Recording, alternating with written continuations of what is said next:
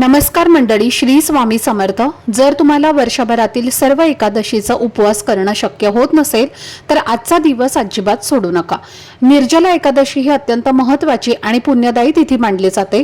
अनेक जण वर्षभर उपवास करू शकत नाहीत, पण श्रद्धेने केलेली आजची साधना आणि पूजा विशेष फलदायी मानले जाते।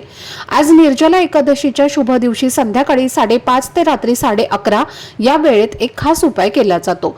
या उपायामध्ये कापुरासोबत एक वस्तू तुम्हाला जाळायची आहे। धार्मिक मान्यतेनुसार हा उपाय घरातील नकारात्मकता, वारंवार येणारी संकट, अडथळे, शत्रूंचा त्रास आणि आर्थिक अडचणी दूर करण्यासाठी केला जातो। असंही म्हटलं जातं की या उपायामुळे घरातील वातावरण सकारात्मक होतं। मुलांची शिक्षणामध्ये प्रगती होण्यासाठी, पतीच्या नोकरी किंवा व्यवसायामध्ये यश मिळवण्यासाठी आणि कुटुंबाच्या सुख समृद्धीसाठी अनेक जण हा उपाय कापुरासोबत नेमकी कोणती वस्तू आपल्याला जाळायची आहे आणि हा उपाय कसा करायचा आहे, त्यामागचं धार्मिक महत्त्व काय आहे याची संपूर्ण माहिती जाणून घेण्यासाठी या व्हिडिओच्या खाली जो छोटासा त्रिकोण दिसत आहे त्यावर क्लिक करा, म्हणजे संपूर्ण माहिती तुम्हाला मिळेल। धन्यवाद। श्री स्वामी समर्थ।